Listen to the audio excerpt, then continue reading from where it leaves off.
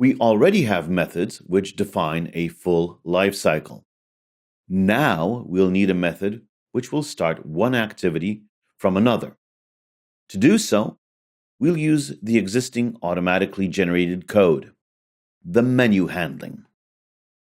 Clicking the Settings option in the menu will call the given code fragment. It's about time we started the second activity. To do so, call the Start Activity method. This call takes an intent, which has to be created. Intent is a special class which is pretty often used in Android.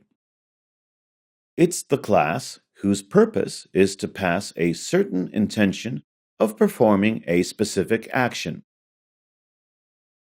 In our case, it's starting the activity. In order to do this, we call a method which takes the activity class to be started. That is why we use a constructor which takes the context and the class. We can pass something which is available via getApplicationContext as a context. It is the application context. As the second argument, we pass the class. In our case, it'll be helloActivity.class.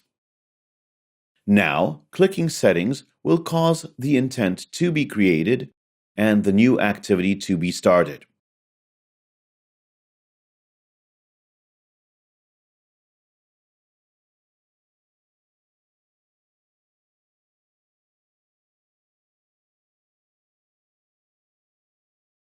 After launching the application, we see the launch screen.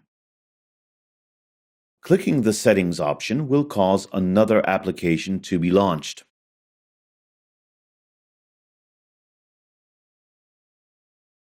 Clicking the Back button will cause the removal of the second activity from the stack and the return to the first one. The second click of the Back button removes the first activity from the stack, after which we return to the launcher.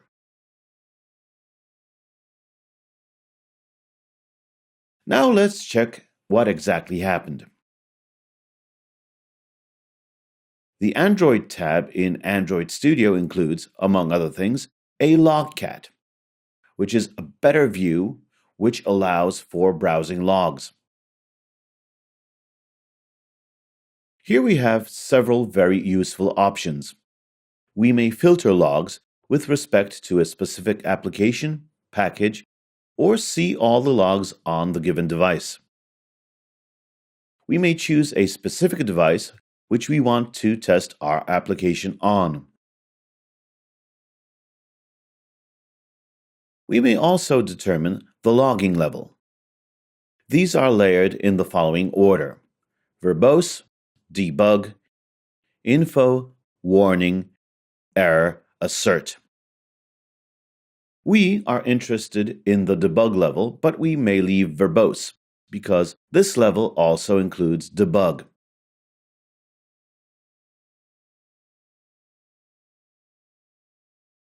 We also have the possibility of filtering logs after a tag.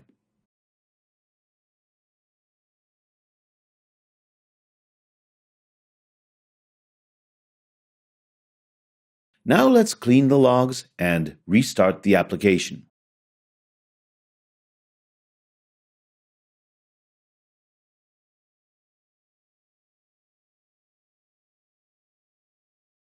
After the first start of the application, the onCreate, onStart, and onResume methods were logged.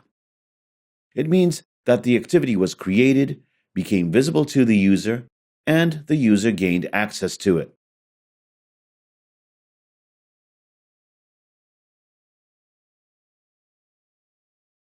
After starting another activity, interesting things start to happen.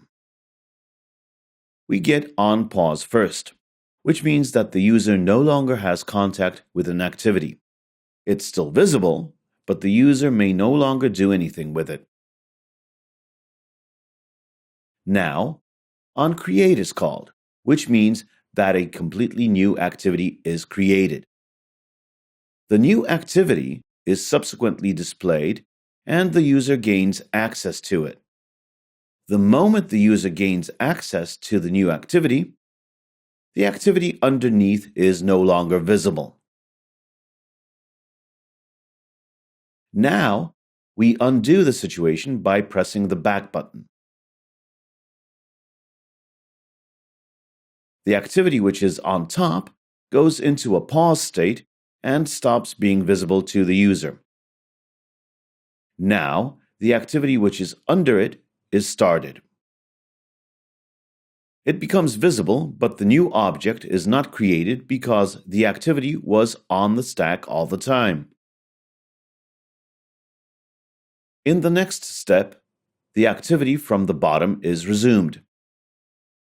The top activity is informed about the fact that it is no longer visible, and after a while, it's destroyed using the onDestroy method, because it has been removed from the stack. The moment we click the back button again, the methods onPause, onStop, and onDestroy are called on the previous activity. It is no longer accessible to the user, stops being visible, and is destroyed. This is roughly what an activity lifecycle looks like in the case of two activities.